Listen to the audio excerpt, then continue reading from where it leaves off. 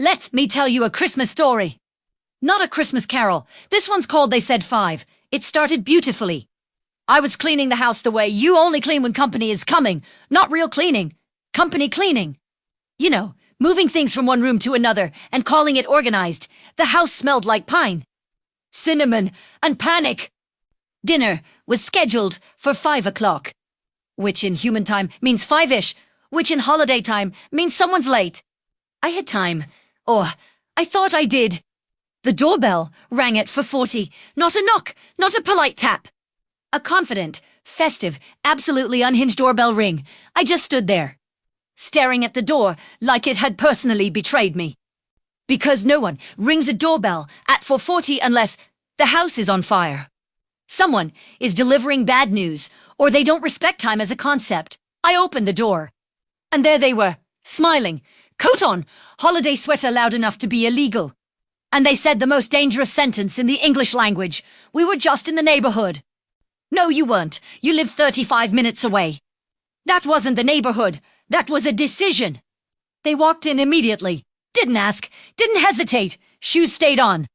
Confidence stayed high. They looked around and said, "Wow, you're so ready." That's not a compliment. That's an accusation. Because what they were really saying was, I can see everything. You haven't finished. The presents weren't wrapped. They were emotionally folded. The kitchen was mid-crime scene. The turkey was still negotiating with God. And they said, oh, what's cooking?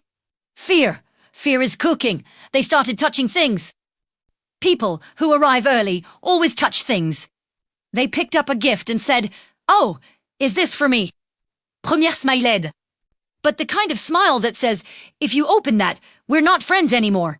Then they offered help. Which is a trap, because help doesn't mean helping. It means standing in the way asking questions. Is it supposed to look like that? How long does this take? Wow, you're so calm. I wasn't calm. I was dissociating. At one point they sat down, relaxed, like this was their house now. Meanwhile, I'm sweating through a festive apron, recalculating my entire life. Finally, more guests arrived. But I'll never forget that moment. Standing in my kitchen, holding a spoon, watching someone sip wine I hadn't poured yet. That's when I learned an important Christmas lesson. If you show up early, you're not a guest, you're staff. Merry Christmas. Leave a comment if this has happened to you. Please like and subscribe.